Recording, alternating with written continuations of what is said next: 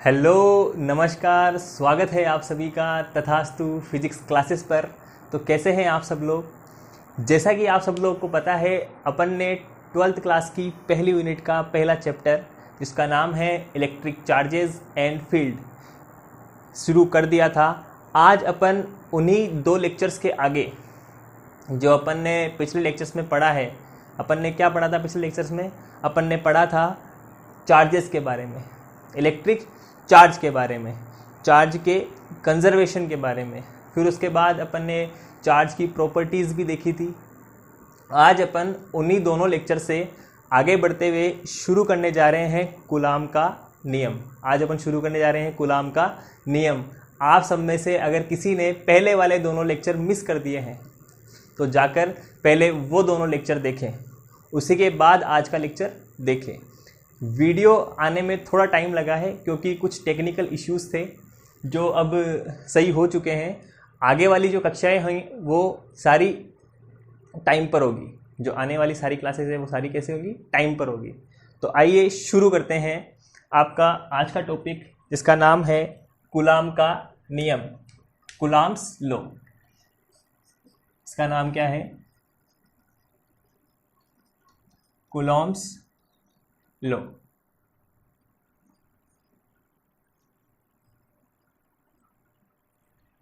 तो जैसा कि हमने पिछली क्लासेस में पढ़ लिया था कि जो चार्जेस होते हैं वह दो प्रकार के होते हैं। चार्ज कितने प्रकार के होते हैं? दो प्रकार के होते हैं। तो उन्हीं चार्जेस के बीच लगने वाले अट्रैक्शन और रिपल्शन फोर्स, जो चार्जेस हैं अपने पास प्लस और माइनस, उनके बीच लगने वाले जो अट्रैक्शन फोर्स है और जो रिपल्सन फोर्स है, उन फोर्सेस को बताया था किसने? कूलाम ने। कि जैसे अपने पास कोई भी चार्ज दे रखा है, कूलाम ने लिए थे पॉइंट चार्ज। कूलाम ने क्या लिए थे? Point charge. जैसे मान लो एक चार्ज उन्होंने लिया था Q1 और एक चार्ज अपन मान लेते हैं, देखो Q2। ये दोनों कैसे चार्ज हैं? पॉइंट चार्ज है। ये दोनों कैसे चार्ज हैं? Point charge. सपोज ये दोनों चार्ज अपन ले लेते हैं, चलो इन दोनों को ले लेते हैं अपन प्लस, ये भी ले लेते हैं अपन प्लस। तो इन दोनों चार्जेस के बीच अभी कोई फोर्स लग रहा है, अभी इन दोनों चार्जेस के बीच अभी कोई फोर्स लग रहा है। और उसी फोर्स की व्याख्या किसने की थी? उन्हीं फोर्सेस को एक्सप्लेन किसने किया था? कूलाम ने। इसके लिए कूलाम ने क्या किया था? एक टॉर्सन बैलेंस नाम का एक इंस्ट्रूमेंट था। क्या था? टॉर्सन बैलेंस नाम का क्या था? एक इंस्ट्रूमेंट। इंस्ट्रूमेंट का नाम क्या था? Torsion balance. अब ये इंस्ट्रूमेंट आप गूगल पे जाके सर्च करना कि टॉर्सन बैलेंस नाम से एक इंस्ट्रूमेंट होता है, वो आपके सामने आ जाएगा। तो बेसिकली जो कूलाम ने क्या किया था, कूलाम ने दो बॉडी ली थी। कूलाम ने क्या किया था? दो बॉडी ली थी। एक बॉडी को उसने रखा था इस इंस्ट्रूमेंट पर और दूसरी बॉडी को वह उसके पास में लेकर आ रहा था। दूसरी बॉडी को वह उसके पास में लेकर आ रहा था। उसने यह जो भी एक्सपेरिमेंट किया, यह अलग अलग चार्जेस के ऊपर किया था। मतलब जैसे इस बॉडी पे ऊपर चार्ज का कुछ मान और था, इस बॉडी पर चार्ज का कुछ मान और था। और इसने ये सारे एक्सपेरिमेंट के अंदर सिर्फ दो चीज़ें देखी थी। इसने सिर्फ दो ही चीज़ें चेंज की थी इस पूरे एक्सपेरिमेंट में। एक तो चेंज किया था इसने Q का मान और एक चेंज किया था इसने R का मान। एक तो इसने चेंज किया था Q जो कि अपना चार्ज है, और एक है R। R का मतलब जो कि दूरी है उन दोनों चार्जेस के बीच की, उन दोनों का मान इसने क्या किया था? चेंज किया था। और उसके बाद उसने जो देखा था कि इन दोनों के मान को चेंज करने पर, इन दोनों के मान को चेंज करने पर फोर्स के ऊपर क्या इफेक्ट पड़ता है। इन दोनों के मान को चेंज करने पर फोर्स के ऊपर क्या इफेक्ट पड़ता है। तो देखो क्या इसने Q और जब R का मान चेंज किया, सपोज देखो पहले तो क्या, दो चार्ज है अपने पास, एक तो Q1 और एक Q2। तो Q2 Q1 के ऊपर एक फोर्स लगाएगा, इसको अपन ने लिख दिया F1 और Q1 Q2 के ऊपर एक फोर्स लगाएगा जिसको अपन लिख दिया F21। F21 का मतलब है force on two due to one, force on two due to one और force on one due to two. और इन दोनों चार्जेस के जो बीच की दूरी है, इन दोनों चार्जेस के जो बीच की दूरी है वह कितनी है, r है। अब कूलाम ने क्या किया था, सबसे पहले देखो, उन्होंने जब चार्ज का मान चेंज किया, उन्होंने जब चार्ज का मान चेंज किया मतलब चार्ज का मान इंक्रीज किया, चार्ज का मान इंक्रीज किया, तो उन्होंने देखा कि जो फोर्स का मान था वह भी क्या हो रहा था, इंक्रीज हो रहा था। जब उन्होंने चार्ज का मान इंक्रीज किया तो देखा कि जो फोर्स का मान था वह भी क्या हो रहा था, इंक्रीज हो रहा था। तो उन्होंने निष्कर्ष निकाला क्या, कि जो फोर्स होता है वह डायरेक्टली प्रोपोर्शनल होता है जो अपने पास चार्जेस दिए हुए हैं उनके मल्टीप्लिकेशन के। डायरेक्टली क्या होता है, प्रोपोर्शनल। इसको इक्वेशन नंबर 1 दे दो, ठीक है।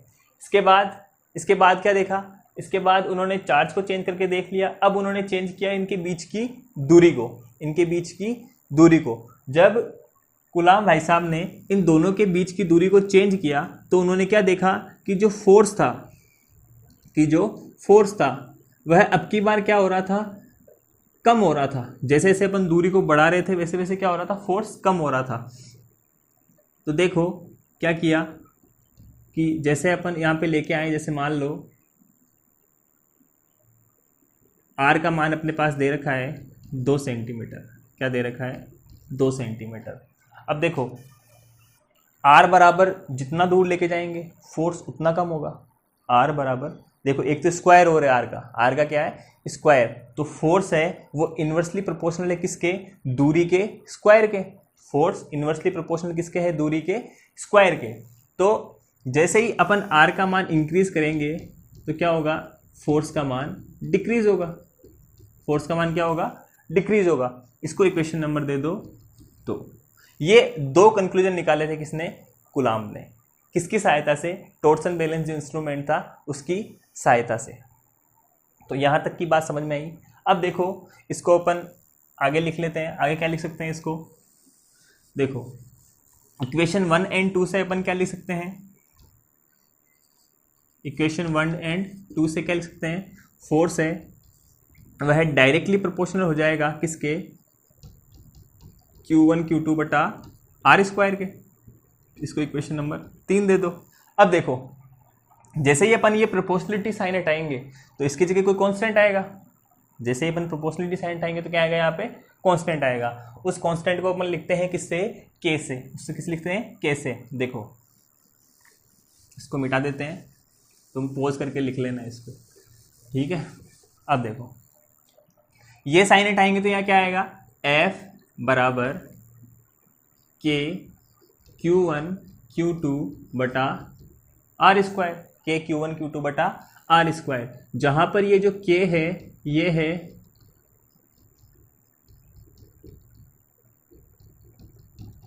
Proportionality constant. इसको समानुपातिक नियतांक भी अपन बोलते हैं। और K की जो वैल्यू होती है, K की जो वैल्यू होती है, K को अपन लिख सकते हैं 1/4 पाई एप्सिलॉन नॉट, या फिर K की जो वैल्यू होती है वह होती है 9 × 10⁹ यहाँ से देखो इसकी यूनिट निकालेंगे तो क्या होगा, फोर्स की कितनी होती है यूनिट, न्यूटन। अगर किसी को यूनिट निकालना नहीं आती है तो वह है 11th क्लास के जो लेक्चर्स हैं जो भी हम आगे अपलोड कर देंगे उसमें यूनिट का भी लेक्चर आएगा, वहाँ से जाके यूनिट निकालना सीख लें। देखो अपने को निकालनी यूनिट के की, तो यहाँ देखो फोर्स की यूनिट क्या होती है, न्यूटन। तो न्यूटन, आर स्क्वायर इधर आएगा तो क्या आएगा, मीटर स्क्वायर। और चार्जेज है तो क्या आ जाएगा, कूलाम का स्क्वायर बटे में क्या हो जाएगा, कूलाम का स्क्वायर। तो ये यूनिट हो जाएगी इसकी, ये के का मान होता है, ठीक है। अब देखो इसको मिटा देते हैं। अब देखो अब क्या आएगा, यहाँ से देखो अपन ये के की वैल्यू जब इसमें रखते हैं तो क्या हो जाएगा, 1/4 pi epsilon naught Q1 Q2 बटा आर स्क्वायर, ठीक है। और इनका मैग्नीट्यूड हमेशा अपन क्या लेंगे, इसका मैग्नीट्यूड। जहाँ पर जो एप्सिलॉन नॉट है वह है permittivity of free space, permittivity of free space. Permittivity of free space इसका मान होता है epsilon naught is equal to, इसका मान होता है 8.85 इंटू 10⁻⁻12। एप्सिलॉन की लिमिट यहाँ से निकाल लो, के नीचे आएगा तो एप्सिलॉन की लिमिट क्या हो जाएगी, पलट जाएगी, तो क्या आ जाएगा यहाँ से कूलम्ब स्क्वायर न्यूटन मीटर का स्क्वायर। देखो परमिटिविटी ऑफ फ्री स्पेस का मतलब, जैसे अपन इसको सपोज कर सकते हैं कि जो माध्यम की विद्युतशीलता है, मतलब अगर अपन किसी भी पदार्थ को चार्ज कर रहे हैं, अपन किसी भी पदार्थ को क्या कर रहे हैं, चार्ज कर रहे हैं, या फिर उसको उसके ऊपर उसको क्या दे रहे हैं, आवेश दे रहे हैं, तो वह कितना उस आवेश को अलाउ कर रहा है, वह कितना उस आवेश को अपने अंदर आने से क्या कर रहा है, अलाउ कर रहा है। ठीक है, मतलब कोई रुकावट तो नहीं है। तो ये किसकी है, परमिटिविटी ऑफ फ्री स्पेस। ये क्या है, वैक्यूम की विद्युतशीलता। ये क्या है, वैक्यूम की विद्युतशीलता।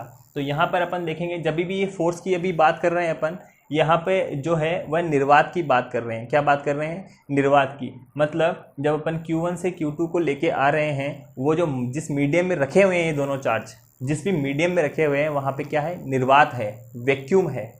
वहाँ पे क्या है, निर्वात है, वैक्यूम है। और उसी निर्वात की जो विद्युतशीलता है वह क्या दे रखी है, 8.85 into 10⁻⁻12 coulomb square newton metre square. ये होती है निर्वात की विद्युतशीलता।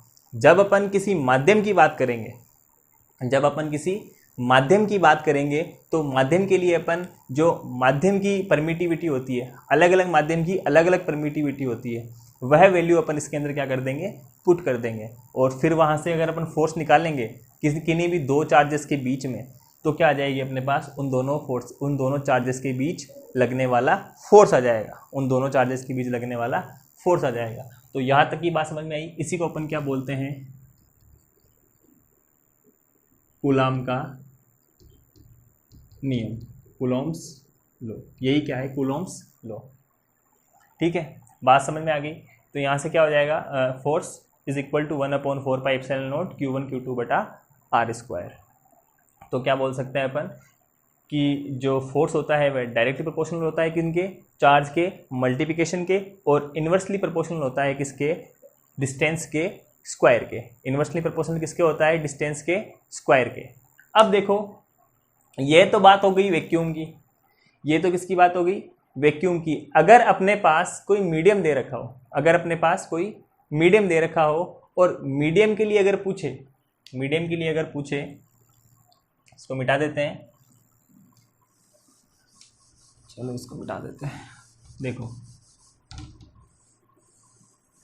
अगर मीडियम के लिए पूछता है तो मीडियम के लिए क्या हो जाएगी, फॉर मीडियम,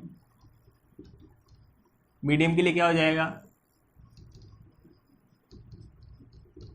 परमिटिविटी क्या हो जाएगी, एप्सिलॉन। इसलिए जो फोर्स होगा किसके लिए, जो फोर्स होगा मीडियम के लिए वो क्या आ जाएगा, 1/4 पाई एप्सिलॉन। इस बार क्या आएगा, एप्सिलॉन Q1 Q2 बटा R स्क्वायर। ये किसके लिए हो जाएगा, मीडियम के लिए। यह किसके लिए हो जाएगा, मीडियम के लिए। अब देखो अगर अपन अनुपात देखें, क्या देखें, अनुपात देखें, मतलब रेशो देखें अपन किस चीज़ का, कि जो वैक्यूम से मीडियम पर लाने में, वैक्यूम से मीडियम पर लाने में जो फोर्स है उसके ऊपर क्या इफेक्ट पड़ा है, वैक्यूम से मीडियम पर लाने में जो फोर्स है उस पर क्या इफेक्ट पड़ा है। अगर अपन वह देखें, अगर अपन वह देखें तो क्या होगा, देखो तो देखो जब अपन चार्ज को वैक्यूम से मीडियम में लेकर आते हैं, चार्ज को वैक्यूम से मीडियम में लेकर आते हैं तो फोर्स पर क्या इफेक्ट पड़ता है, या फोर्स बढ़ता है या फोर्स कम होता है। चलो उसी चीज़ को अपन अब देख लेते हैं। देखो ये लिख लिया होगा आप सबने, इसको मैं मिटा देता हूँ। चलो ठीक है, इसको मिटा देते हैं। अब देखो, अब अपन देखो दो चीज़ों के जैसे एक वैक्यूम और मीडियम के अंदर अपन क्या देख रहे हैं, एक रिलेशन देख रहे हैं। क्या देख रहे हैं? रिलेशन देख रहे हैं। तो अब अपन यहाँ पे लेंगे रिलेटिव परमिटिविटी। अब क्या देखेंगे? रिलेटिव परमिटिविटी मतलब अपेक्षिक विद्युतशीलता किन किन के बीच की? निर्वात की और मीडियम की। देखो एक टर्म आती है क्या? Relative permittivity. रिलेटिव परमिटिविटी को अपन लिखते हैं एप्सिलॉन आर से। रिलेटिव परमिटिविटी को अपन लिखते हैं किससे? एप्सिलॉन आर से। और जो रिलेटिव परमिटिविटी होती है वह होती है एप्सिलॉन बटा एप्सिलॉन नोट। मतलब माध्यम की विद्युतशीलता रेशो निर्वात की विद्युतशीलता। इसको अपन बोलते हैं रिलेटिव परमिटिविटी। इसको अपन क्या बोलते हैं? Relative permittivity. अब देखो यहाँ से देखो अपने पास एप्सिलॉन का मान आ जाएगा। क्या आ जाएगा? एप्सिलॉन बराबर क्या हो जाएगा? एप्सिलॉन आर बटा एप्सिलॉन नोट। एंड जो भी रिलेटिव परमिटिविटी आएगी, जो भी अपने पास रिलेटिव परमिटिविटी आएगी वह ऑलवेज क्या होती है? Greater than 1। ऑलवेज क्या होती है? Greater than 1। ऑलवेज क्या होती है? Greater than 1। अब देखो ये वैल्यू इसमें पुट कर देते हैं अपन। ये जो भी इक्वेशन आ रही हो तुम्हारी उसको दे देना। जैसे मान लो ये शायद 4 आ रही थी, मे बी हो सकता है। देखो यहाँ से क्या हो जाएगा? एफ एम बराबर क्या हो जाएगा? A1 1 बटा 4 pi epsilon R epsilon naught mod of Q1 Q2 बटा R square. Q1 Q2 upon R square. इसको इक्वेशन नंबर 5 दे देते हैं।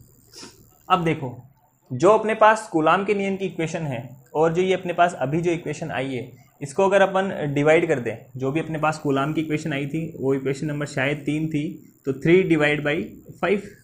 3 डिवाइड बाई 5 जब अपन 3 डिवाइड बाई 5 करते हैं तो क्या आएगा? यहाँ से एफ बटा F M is equal to, देखो क्या आएगा? एफ की वैल्यू क्या थी? 1/4 pi epsilon naught mod of Q1 Q2 upon R square. ये जब इसके बटे में जाएगा तो उल्टा हो जाएगा, तो 4 pi epsilon R epsilon naught क्या हो जाएगा? R square upon Q1 Q2। ये गया इससे, Q1 Q2 से गया, आर स्क्वायर से आर स्क्वायर गया, यहाँ से ये 4 पाई एप्सिलॉन से 4 पाई एप्सिलॉन गया। तो यहाँ से क्या बचा? F upon F M is equal to क्या आएगा? F upon F M is equal to क्या आएगा? यहाँ से एप्सिलॉन का आर। एप्सिलॉन का आर अपन जानते हैं कि जो एप्सिलॉन आर होता है, एप्सिलॉन आर होता है वह ग्रेटर देन 1 होता है। एप्सिलॉन क्या होता है? Greater than 1। इसका मतलब एफ अपॉन एफ एम भी क्या होना चाहिए? Greater than 1। Greater than 1। यहाँ से एफ एम को उधर लेके जाएंगे तो F greater than F M. इससे क्या रिजल्ट निकला? इससे क्या रिजल्ट निकला कि जो निर्वात में जो दो चार्जेस के बीच फोर्स लगता है, निर्वात के अंदर जो भी दो चार्जेस के बीच फोर्स लगता है वह हमेशा ज़्यादा होता है किसी भी मीडियम के अंदर लगने वाले फोर्स से। वह हमेशा क्या होता है? ज़्यादा होता है किसी भी मीडियम में लगने वाले फोर्स से। विच मीन्स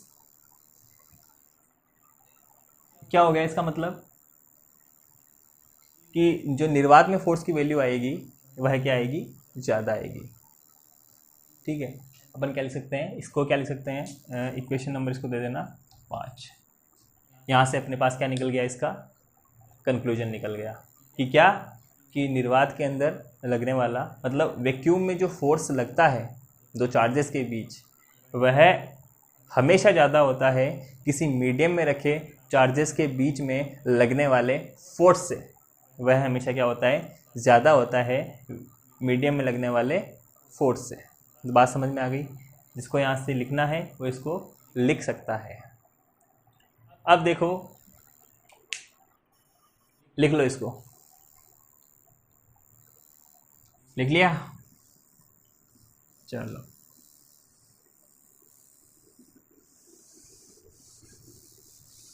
अब देखो, अब अपन बात करते हैं vector form of coulombs law. Coulomb के नियम का सदिश रूप। वेक्टर फॉर्म की बात करते हैं अपन। जो कूलाम का नियम अपन ने अभी पढ़ा है उसको अब अपन वेक्टर फॉर्म में देखेंगे। हम सब जानते हैं, हम सब ने पढ़ा भी है 11th क्लास के अंदर कि कुछ जो राशियाँ होती हैं, कुछ जो राशियाँ होती हैं वह कैसी होती है, वेक्टर होती है। कुछ जो राशियाँ होती है वह स्केलर होती है। तो फोर्स कैसी राशि है? आप सब लोग जानते हैं जो फोर्स होता है, फोर्स वेक्टर क्वांटिटी है। फोर्स कैसी क्वांटिटी है? वेक्टर क्वांटिटी है। तो क्या है? Force is a vector. Force क्या है? वेक्टर। तो कहने का मतलब अगर किसी भी चीज़ पर अगर फोर्स लग रहा है या किसी भी चार्ज के ऊपर फोर्स लग रहा है, किसी भी बड़े ऑब्जेक्ट, जैसे कोई बड़ा ऑब्जेक्ट दे रखा हो उसके ऊपर भी अगर फोर्स लग रहा है तो उसकी एक स्पेसिफिक डायरेक्शन होगी, उसकी एक स्पेसिफिक डायरेक्शन होगी। मतलब फोर्स लगेगा वह एक पर्टिकुलर डायरेक्शन में ही लगेगा। तो फोर्स इज ए वेक्टर। तो अभी अपन ने जो चार्जेस देखे थे उन चार्जेस पर जो फोर्स लग रहा है उसकी अब अपन क्या निकालेंगे? डायरेक्शन निकालेंगे। और जो आपका अपन ने कूलाम का नियम पढ़ा उसकी जो प्रॉपर्टीज़ है वो अब अपन देखेंगे। तो देखो, सबसे पहले अपन देखते हैं vector form of coulombs law. क्या देखते हैं? Vector form of coulombs law या फिर coulombs law in vector form. Coulombs law in vector form. मिटाई देते हैं। Coulomb's law in vector form. अभी देखो, अभी अपन ने जो चार्ज देखे थे उनको अपन इस रेफरेंस फ्रेम से देखते हैं, मतलब निर्देश तंत्र से। जो अपने पास रेफरेंस फ्रेम है जहाँ से अपन किसी भी ऑब्जेक्ट को अपन मेज़र करते हैं, वह फ्रेम ले लिया अपन ने, ठीक है। तो यहाँ से देखो, ये क्या है? इसका ओरिजिन पॉइंट। यहाँ से देखो, इस ओरिजिन पॉइंट से लेकर दोनों चार्ज में लिख लेता हूँ। ये पहले वाला है Q1 और दूसरे वाला चार्ज क्या है? Q2। तो इस ओरिजिन पॉइंट से लेकर इस Q2 के बीच की तो दूरी है R2 वेक्टर, और जो इस ओरिजिन पॉइंट से Q1 के बीच की दूरी है वह है R1 वेक्टर। और जो Q1 Q2 के ऊपर जो फोर्स लगा रहा है उस फोर्स की वैल्यू है F21 वेक्टर, और जो Q2 Q1 पे फोर्स लगा रहा है उस फोर्स की वैल्यू है F12 वेक्टर। यही फोर्स लगेगा। Force on 2 due to 1, force on 1 due to 2। अब इन दोनों के बीच की जो डिस्प्लेसमेंट है, मतलब ये Q1 Q2 से कितना डिस्प्लेस्ड है, कितना विस्थापित है, इन दोनों के बीच की जो डिस्टेंस है, जैसे अगर अपन जाते हैं Q1 से Q2 की तरफ, अगर अपन कहाँ जा रहे हैं? Q1 से Q2 की तरफ, तो इसको अपन लिख सकते हैं, कहाँ जा रहे हैं? Q1 से Q2 की तरफ। तो क्या हो जाएगा? R21 बराबर हो जाएगा, डिस्प्लेसमेंट निकाल रहे हैं तो फाइनल माइनस इनिशियल। अरे यही होगा क्या? Final minus initial. या फिर जब अपन बात करते हैं कि अगर अपन जाएं Q2 से Q1 की तरफ, कहाँ से कहाँ जाएं? Q2 से Q1 की तरफ, तो इसको अपन क्या लिख सकते हैं? R12 final minus initial. तो ये यहाँ से इनके बीच की क्या आ जाएगी? दूरी आ जाएगी। किसके? Q2 से Q1 के बीच की और Q1 से Q2 के बीच की। आपके एनसीईआरटी में R21 लिखा है, कई बुक्स में R2 माइनस R1 लिखा है, कई बुक्स में डायरेक्ट R भी लिखा है। तो इसको देखकर आपको कन्फ्यूजन होने की कोई ज़रूरत नहीं है। आपको जो अच्छा लगे आप वह लिख सकते हो, बस बात समझ में आनी चाहिए। देखो, अभी अपने को देखनी है डायरेक्शन। क्या देखनी है? डायरेक्शन। और जब भी अपन किसी भी वेक्टर की डायरेक्शन देखते हैं, तो वहाँ अपन काम में लेते हैं यूनिट वेक्टर। तो देखो, वी नो दैट, क्या जानते हैं हम? We know that unit vector क्या होता है, जैसे अपन आर का यूनिट वेक्टर देखें तो क्या होगा, R cap is equal to क्या होता है, R vector upon mod R. अरे यही होता है ना यूनिट वेक्टर का फॉर्मूला, सब भूल गए, 11वीं गई, 11वीं का सारा मामला कचरे में। तो क्या होगा, unit vector R cap is equal to क्या होता है, R vector upon mod R. Instagram के सारे ट्रेंड तुम्हें याद है, पर ये नहीं याद अभी रिसेंट कौन सा ट्रेंड चला था वो भी याद है। देखो R cap is equal to क्या होगा, आर वेक्टर अपॉन आर का मोड, ये क्या होता है, यूनिट वेक्टर। अब ऐसे ही अपन जो भी अपने पास इन दोनों के बीच की दूरी है, जो भी अपने पास डिस्प्लेसमेंट है, इसका क्या निकाल लेंगे अपन, यूनिट वेक्टर। तो पहला यूनिट वेक्टर निकालो, देखें वहां से क्या आएगा, R vector 21 is equal to क्या हो जाएगा, बटा R21। ऐसे ही अगर अपन निकाल लें किसका, R21 कैप निकाले तो क्या हो जाएगा, R12 बटा R12। इसको इक्वेशन नंबर 1 दे दो, इक्वेशन नंबर 2 दे दो। अब देखो आगे क्या होगा, अब अपन लिखेंगे फ्रॉम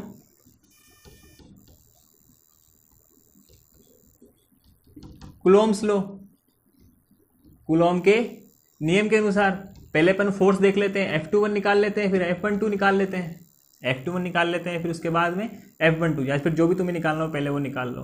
कौन सा निकालो, चलो F21 ही निकाल लेता हूँ। क्या हो जाएगा, यहाँ से देखो F वेक्टर 21, कूलाम का नियम क्या बोलता है भाई, 1/4πε0 Q1 Q2 बटा दोनों के बीच की दूरी। कहाँ निकाल रहे हैं अपन, F21, मतलब Q1 से कहाँ जा रहे हैं, Q2 की तरफ, तो दूरी क्या हो जाएगी, R21 का मोड, और इसका भी क्या था, स्क्वायर, यही होता है ना, R21 का स्क्वायर। और साथ में क्या आएगा, R21 का स्क्वायर, साथ में क्या आ जाएगा, इसका यूनिट वेक्टर, साथ में क्या आएगा, इसका यूनिट वेक्टर। तो R21 का यूनिट वेक्टर क्या था, R21 वेक्टर बटा R21। यहाँ से इसको अपन सोल्व करेंगे तो क्या आ जाएगा, 1/4πε0 Q1 Q2 R21 का होल क्यूब। और जो R21 था अपने पास, R21 बराबर क्या था, R2 माइनस R1, तो ये आप लिख दो, R2 माइनस R1 का वेक्टर। इसको इक्वेशन नंबर 3 दे दो। ये वैल्यू किसकी आ गई आपकी, force on 2 due to 1, force on 2 due to 1। किसी को लिखना है तो इसको लिख सकता है फटाफट से। बात समझ में आ गई क्या, क्या समझ में आई, का ही समझ में आया था रे, ठीक है। अब देखो, अब फोर्स ऑन Q1 निकाल लेते हैं अपन, इसको मिटा देता हूं, मिटा दो, मिटा देते हैं।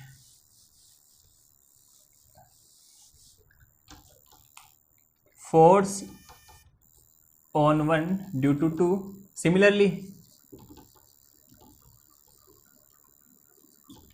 अगर अपन निकालें क्या होगा, सेम ऐसा ही आएगा,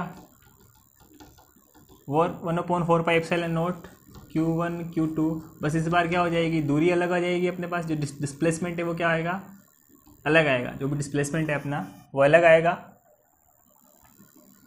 और यहाँ पर क्या हो जाएगा, R1 vector minus R2 vector, ठीक है। ये अगर इसको देखें तो क्या हो जाएगा, क्या देखें इसको, अगर माइनस से इसका कॉमन ले लेते हैं अपन तो क्या आ जाएगा, यहाँ से F वेक्टर 1 2 माइनस का 1/4πε0 Q1 Q2 बटा R1 का होल क्यूब, और यहाँ से हो जाएगा R2 माइनस R1 का वेक्टर। इसको इक्वेशन नंबर 4 ये मिटा दें। अब देखो, फ्रॉम इक्वेशन 3 एंड 4, 3 और 4 से देखें तो क्या आएगा, यहाँ से F12 vector is equal to minus का F21, यही होएगा, F12 vector is equal to minus का F21।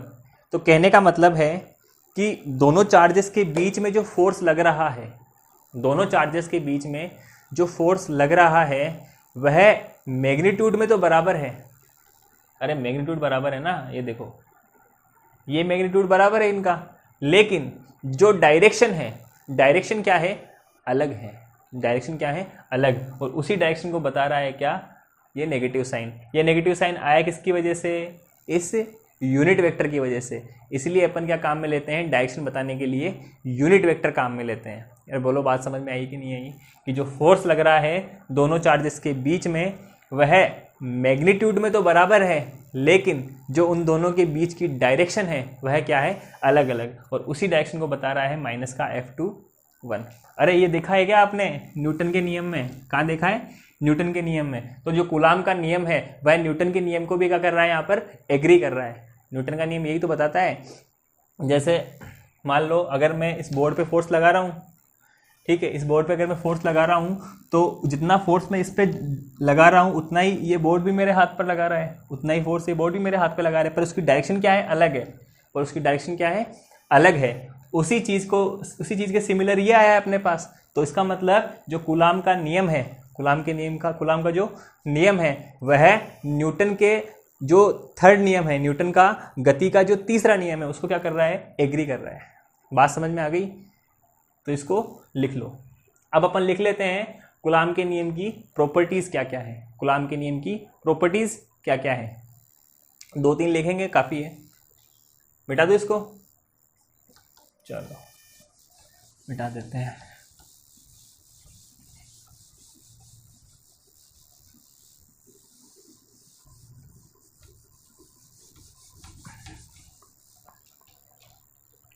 क्या लिख दूं यहाँ पे, properties of coulombs law, properties of coulombs law. पहली प्रॉपर्टी देखते हैं, क्या अभी तो बदला अपन ने, coulombs law agrees with Newton's third law of motion. Coulomb का नियम है वह न्यूटन के गति के तीसरे नियम को एग्री करता है, ये अपन ने देखा अभी। और दूसरा क्या है, कूलाम्स लॉ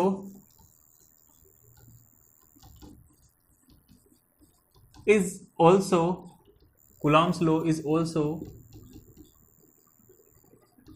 inversely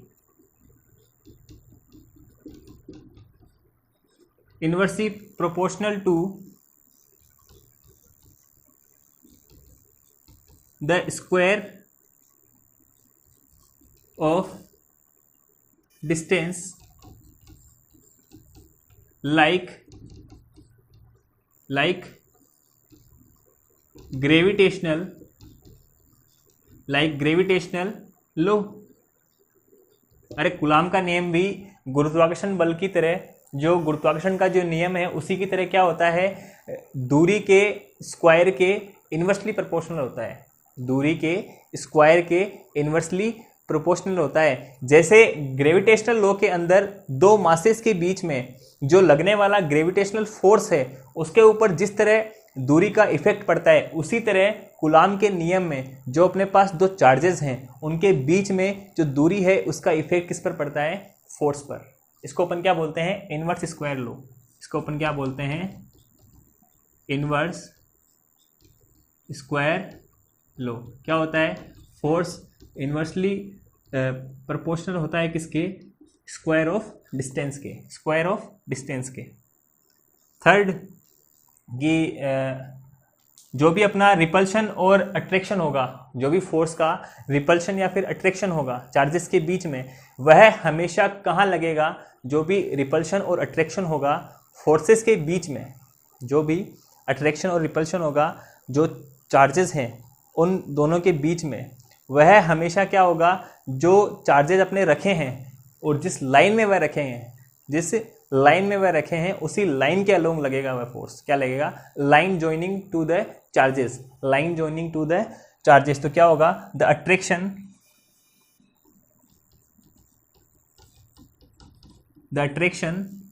और रिपल्शन, द अट्रैक्शन और repulsion acts along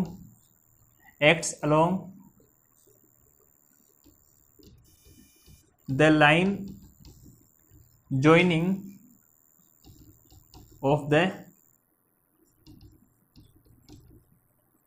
two charges, the line joining of the two charges।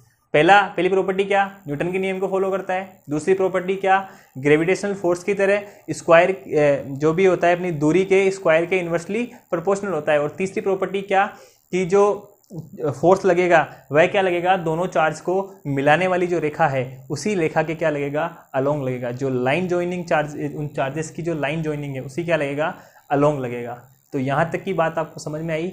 यहीं पे आपका जो खत्म होता है कूलम्ब्स लॉ। अब अपन देखेंगे नेक्स्ट लेक्चर के अंदर कूलम्ब लॉ पर जितने भी टाइप के न्यूमेरिकल बनते हैं जो आपकी बोर्ड क्लासेस से रिलेटेड है।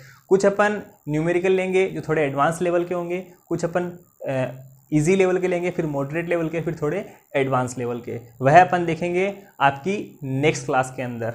तब तक के लिए कमेंट करके ज़रूर बताएं आपको आज का वीडियो कैसा लगा। और जिन्होंने आज वाला वीडियो डायरेक्ट देखा है वह इससे पहले इसके दोनों लेक्चर ज़रूर देखें।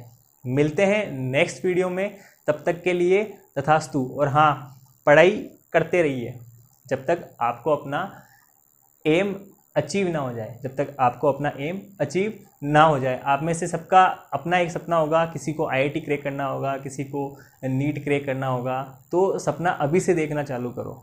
यूँ नहीं कि अब अपने पास गर्मी की छुट्टियाँ चल रही है तो ठीक है मज़े कर लेंगे, नहीं, मज़े भी करो पर साथ साथ में पढ़ाई भी करो, ठीक है।